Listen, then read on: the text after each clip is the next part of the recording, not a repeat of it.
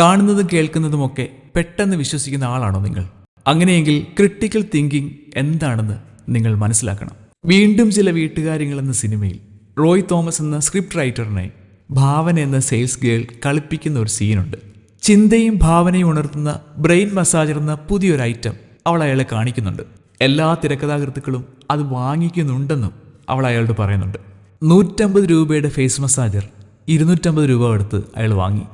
തനിക്ക് അബദ്ധം പറ്റിയെന്ന് അയാൾ പിന്നെ മനസ്സിലാക്കുന്നുണ്ട്. ആ പ്രോഡക്റ്റ് യഥാർത്ഥത്തിൽ എന്താണെന്ന് നേരത്തെ അറിയാവുന്ന അയാളുടെ സിസ്റ്ററാണ് അത് ഫേസ് മസാജറാണെന്ന് അയാൾക്ക് ബോധ്യപ്പെടുത്തി കൊടുക്കുന്നത്. ആ പ്രോഡക്റ്റ് പാക്കിൻ്റെ പുറത്ത് ഫേസ് മസാജർ എന്ന പ്രിൻ്റ് ഉണ്ടായിട്ടും ആ സെയിൽസ് ഗേളിൻ്റെ സംസാരത്തിൽ റോയ് വീണു.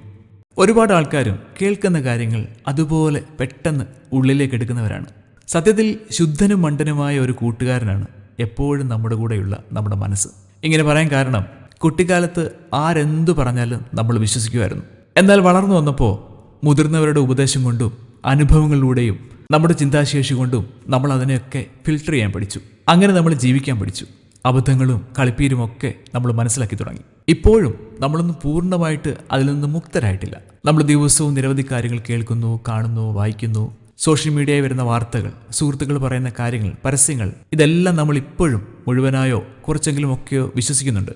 സോ ജീവിത അവസാനം വരെയും നമ്മൾ ശീലിക്കേണ്ട ഒന്നാണ് ക്രിട്ടിക്കൽ തിങ്കിങ്.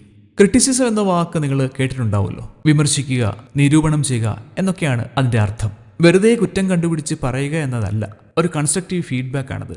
അതായത് ഒരു കാര്യത്തിൻ്റെ നല്ലതും ചീത്തയുമായ വശങ്ങൾ ഇവാലുവേറ്റ് ചെയ്യും. എന്നിട്ട് അത് സ്വീകാര്യമാണോ, റിജക്റ്റ് ചെയ്യണോ, എത്രത്തോളം ശരി തെറ്റുകൾ അതിലുണ്ട്, ഇതൊക്കെ പരിശോധിക്കും.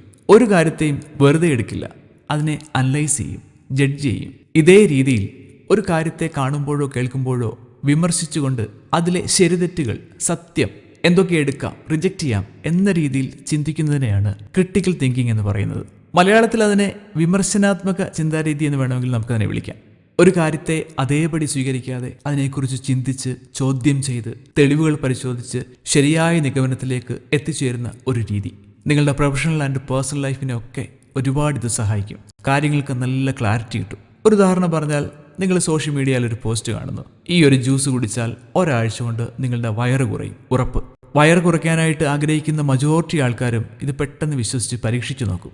പക്ഷേ പിന്നീട് മനസ്സിലാവും പറഞ്ഞതുപോലെ ഒന്നുമല്ല കാര്യങ്ങൾ, അതുപോലൊന്നും സംഭവിച്ചില്ലെന്ന്. നിങ്ങൾ ക്രിട്ടിക്കൽ തിങ്കിങ് ശീലിച്ചാൽ നെക്സ്റ്റ് ടൈം ഇതുപോലൊരു ആഡ് കാണുമ്പോൾ നിങ്ങളതിനെ ക്രിട്ടിസൈസ് ചെയ്ത് ചിന്തിക്കും. ഇതുവരെ അങ്ങനെ ഒരു കാര്യത്തെപ്പറ്റി കേട്ടിട്ടുണ്ടോ? നമ്മുടെ പരിചയത്തിൽ ആരെങ്കിലും ഇങ്ങനെ ഒരു കാര്യത്തെപ്പറ്റി പറഞ്ഞിട്ടുണ്ടോ? ഇത് എത്ര പേര് കുടിച്ചിട്ടുണ്ട്? ഇതിൻ്റെ റിസൾട്ട് വല്ലതും ഉണ്ടോ? ആരുടെയെങ്കിലും ടെസ്റ്റിമോണി അവൈലബിൾ ആണോ? സയൻറ്റിഫിക് ആയിട്ടുള്ള എവിഡൻസ് ഉണ്ടോ?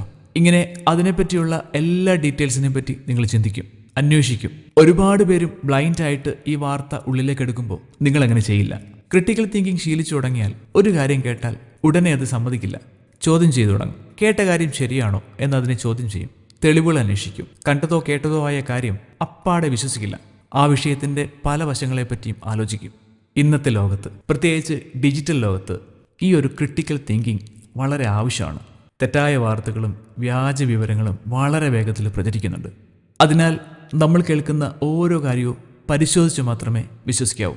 ഈ രീതിയിൽ പഠിക്കുകയാണെങ്കിൽ സ്റ്റുഡൻസിനെ വളരെ ഹെൽപ്പ് ചെയ്യും. പഠിക്കാൻ മാത്രമല്ല, എക്സാമിന് ക്വസ്റ്റ്യൻ വായിക്കുമ്പോൾ ചോദ്യത്തെ കൃത്യമായി മനസ്സിലാക്കി കറക്റ്റ് ആൻസർ എഴുതാൻ അവരെ സഹായിക്കും. ജീവിതത്തിൽ നല്ല തീരുമാനങ്ങൾ എടുക്കാനും ജോലിസ്ഥലത്ത് പ്രശ്നങ്ങൾ പരിഹരിക്കാനുമൊക്കെ ക്രിട്ടിക്കൽ തിങ്കിങ് സഹായിക്കും. അടുത്ത തവണ അൺയൂഷ്വലായ ഒരു കാര്യം കേൾക്കുമ്പോൾ നിങ്ങൾ നിങ്ങളോട് തന്നെ ചോദിക്കണം, ഇത് വിശ്വസിക്കാവുന്ന ഒരു കാര്യമാണോ? ഒരു കോമൺ സെൻസ് ഇതിനുണ്ടോ? ഇതിന് തെളിവുണ്ടോ?